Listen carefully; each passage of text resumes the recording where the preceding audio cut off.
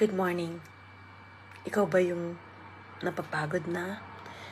Ramdam mo ba sa buhay mo na parang wala ka ng pag-asa? Wala ka ng ibang malalapitan? Ikaw ba itong akala mo wala ng pag-asa? Na hindi mo nagugustuhin pang magkaroon ng isa pang araw? Ikaw ba itong may nagawa kang pagkakamali? Na pinagsisisihan mo? Ikaw ba itong sa tingin mo hindi ka na mapapatawad ng Diyos? Ikaw ba itong akala mo hindi ka pinapakinggan ng Lord?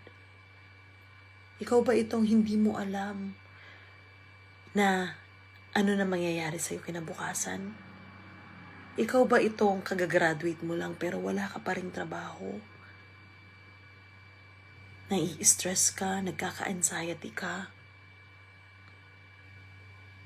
Ikaw ba itong akala mo wala ng pag-asa sa buhay? Alam niyo kapatid, kung ikaw man ito, dumanas ako ng ganyan. Isa din ako sa nakaranas ng ganyan. Yung feeling ko walang-wala na.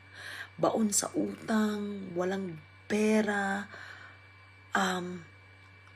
walang magamit, paycheck to paycheck, bills to bills, pay to pay. Isa ako sa mga ganyan. Nawalan ako ng papel.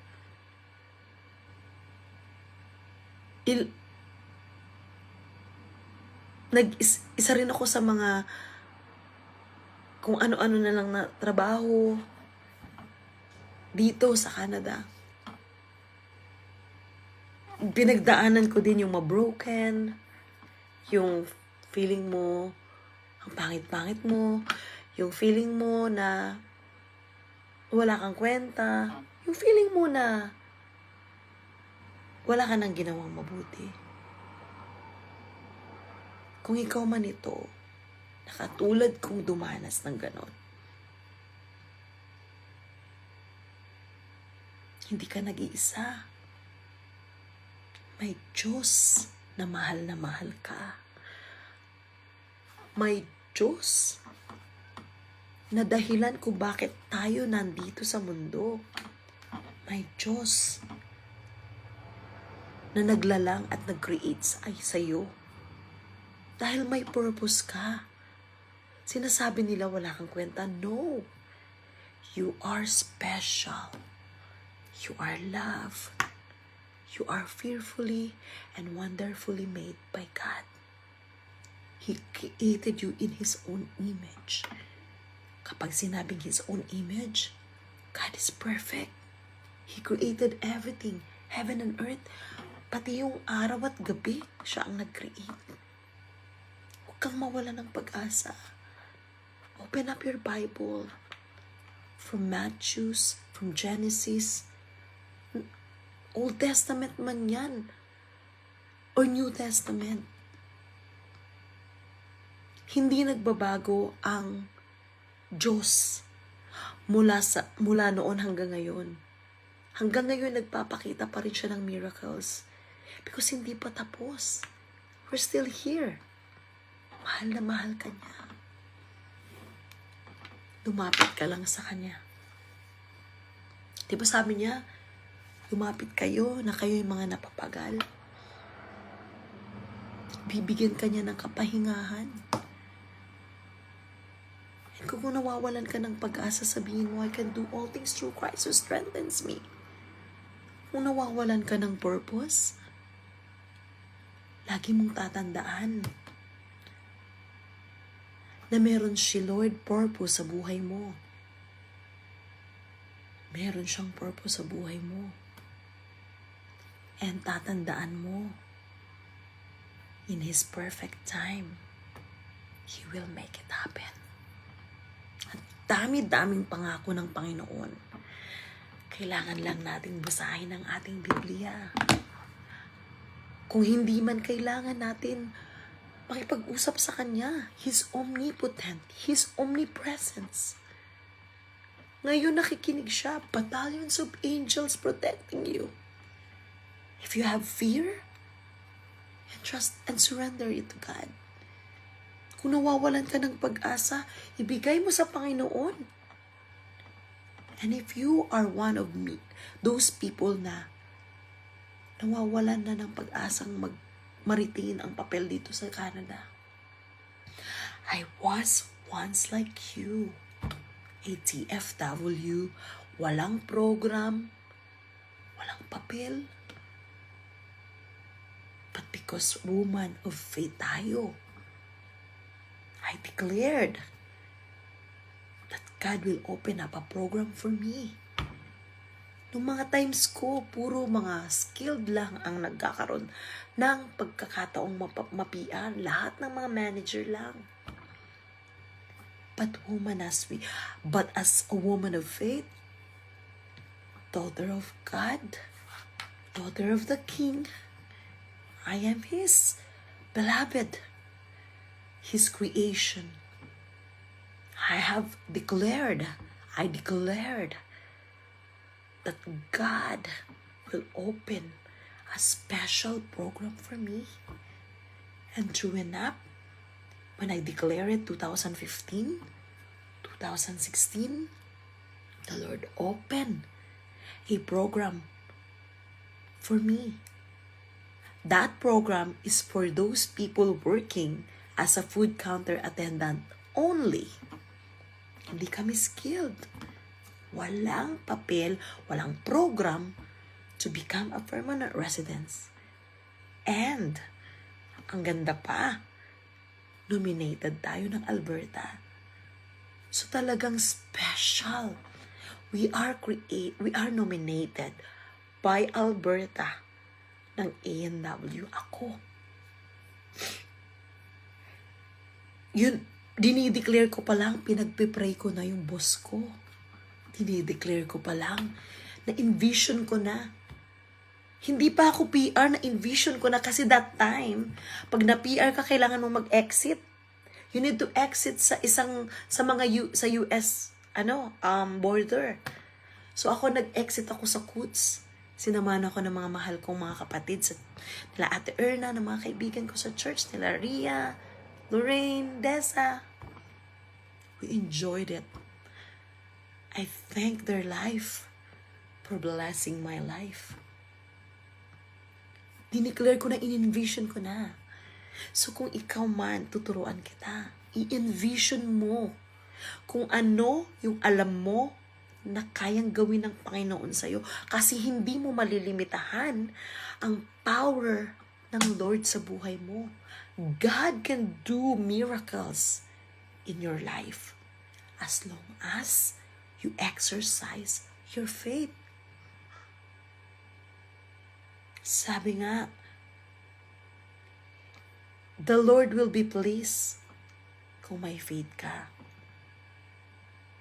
The Lord will be pleased and miracles will happen if you enthrone God, and Jesus will be lifted up. Ipapakita ng Panginoon ang bigness niya sa buhay mo. Ipapakita ng Lord kung gaano ka ka-special, and people will not shunt it.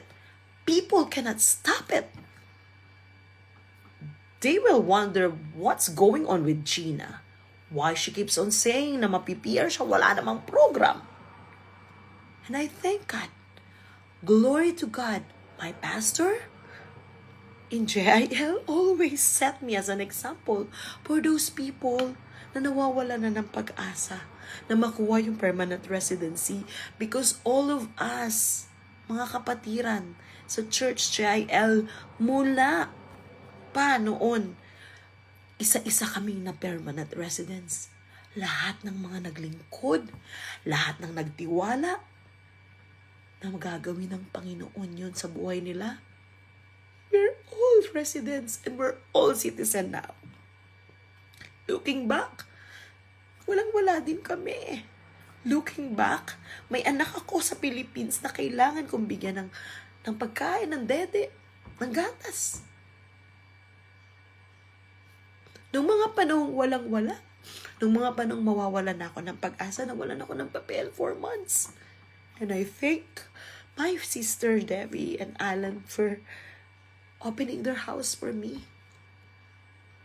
And dun sa mga kapatid ko, si Sis Lenny, na sinasama ako nun, na maglinis para lang meron lang akong budget.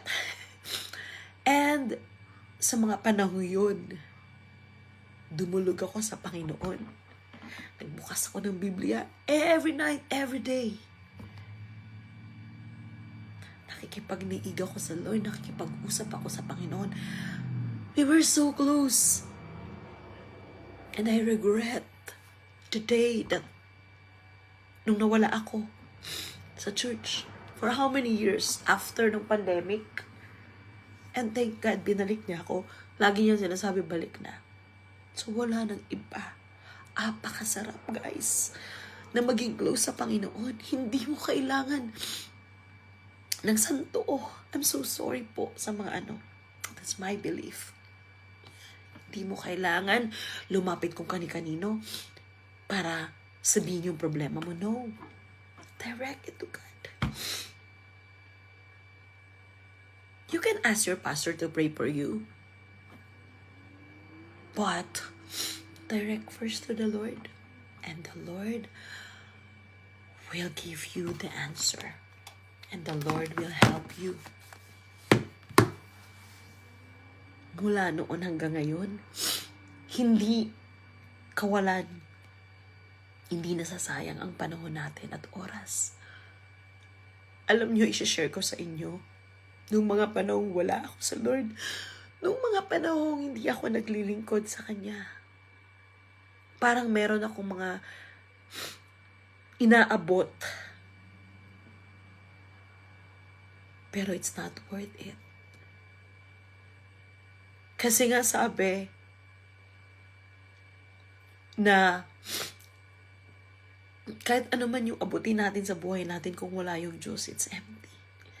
What will a man gain if he gains the whole world but loses his soul? What will a man gain kung nakamit mo man ang lahat, pero wala kang si Jesus sa buhay mo? It's empty. I was like that. Kahit anong pilit kong gawin, kahit anong mga trabahong gawin ko, hindi noon natatapatan yung puso ko. Hindi, walang peace. Because I know that I was cold. Because I know that I am called to serve and worship the Lord. So yun, mga kapatid, mahalin natin ang Panginoon. He will give us rest. Lumapit kayo, mga napapagal, at kayo'y pagpapahingahin ng Panginoon. Come to me, all who are weary. Sa Matthew 11:28, guys. Come to me, all you who are weary and burdened, and I will give you rest. Take my yoke upon you and learn from me, for I am gentle and humble in heart, and you will find rest for your souls. For my yoke is easy and my burden is light. Matthew 11:28-30. Sabi ng Lord, lumapit kayo ng mga napapagal at akin kayong pagpapahingahin. Humble down yourself to the Lord. Wala tayong karapatang magmatigas. Wala tayong karapatang magmalaki. Because in one snap of His finger, ano man ang mga karangyaan na inabot mo, kung wala ang Diyos doon, kung hindi mo napalaguran ng Panginoon, it will vanish in just one snap. Maraming salamat po. I don't know, I was called just this morning to do that. I just want to hug those people na mga mahal ko sa buhay. Yung mga feeling nila walang-wala na sila. At si Mami Gina na lang ang kailangan nilang lapitan. Bago man ako ang maisip nyo, isipin nyo muna si Lord. But I will still be here for you. Mahal kita, mahal ko kayo. And God loves you the more. Bye po. To God be all the glory. Starting from today,